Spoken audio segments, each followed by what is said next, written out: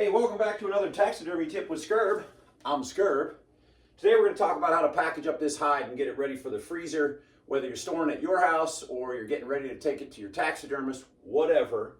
It has to be done, in my opinion, in a very specific way. Now, before we get into that, you can see that this whitetail cape is split all the way up the back. You don't need to split the cape all the way up the back. I'm telling you, the Y incision makes for a much better presentation on the mount, because you don't have that ridge of hair that's sometimes difficult to settle down after you do the seam.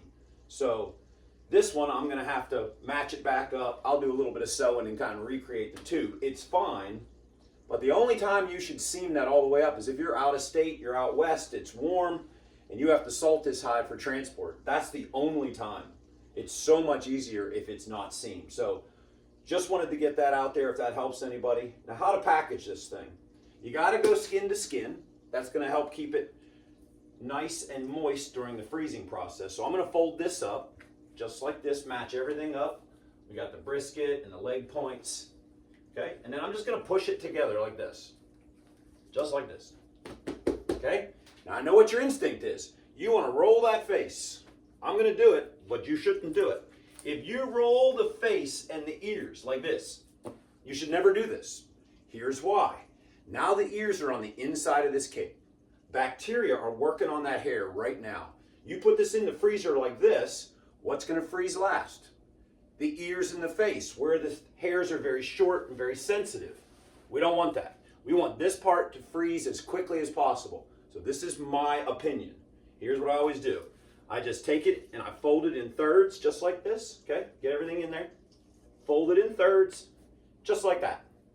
And I like the head and the ears on top, just like that. Just fold it in thirds. Get yourself one garbage bag. You don't have to do anything fancy. I like to get it flat out on the ground.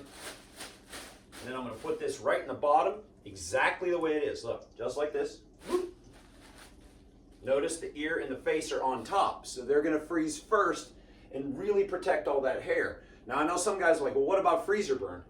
Let's be honest, folks. How long is this going to be in the freezer? I'm going to say less than 8-9 months max. Most guys are going to get them thawed out, salt them, and send them out.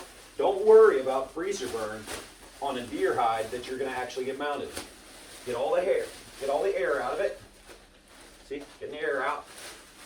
I'm going to give it a spin. Just like that. Look, this is so easy. So easy.